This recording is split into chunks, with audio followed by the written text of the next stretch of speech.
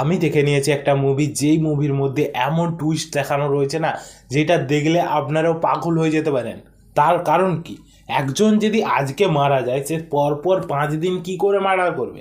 এটা কোনো horror movie story আমি আপনাদেরকে বলছি না, কারণ হরর মুভি সে ভূত হয়ে যে লোকেদেরকে মারছে সেই জিনিসটা নয়।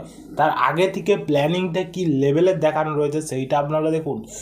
এই প্ল্যানিং করে ও পরপর লোকেদেরকে মেরে ফেলছে 5 দিন, তাও একটা লোককে নয়, পরপর 5জনকে সে মেরে ফেলার টার্গেট নিয়েছে এবং শেষ পর্যন্ত সে সবাইকে মারতে পারবে না এইটার ব্যাপারেই আপনাদেরকে দেখানো হবে।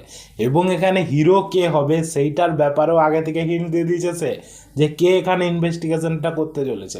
এমন একটা মুভি যেইটা আপনাদের দেখার দরকার রয়েছে। আপনারা যদি এমন মুভি খুঁজছেন যার মধ্যে ইনভেস্টিগেশন দেখবেন, আপনারা প্রপার একটা পুলিশ ইনভেস্টিগেশন পাবেন, তার সঙ্গে একটা এমন টাইপের স্টোরি থাকবে যেইটা আপনাদের মাথা ঘুরিয়ে দিতে পারে, তো এই মুভিটা আপনাদেরই জন্য।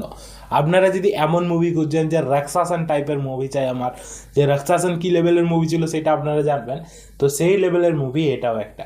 এর মধ্যে প্রত্যেকটা জিনিস যেভাবে প্রেজেন্ট করা রয়েছে, প্রচুর ফার্স্ট ডাইমেনশনাল দেখানো রয়েছে এবং প্রথম থেকেই আপনাদেরকে সেইভাবেই হুক করে নেয়, সেইভাবেই এই স্টোরিটাকে প্রেজেন্ট করা রয়েছে।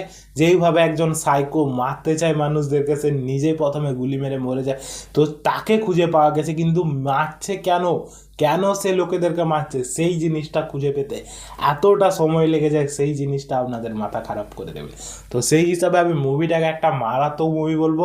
যারা এই টাইপের মুভি খুঁজছেন আমি অবশ্যই রেকমেন্ড করবো এই মুভিটা, যে দেখুন।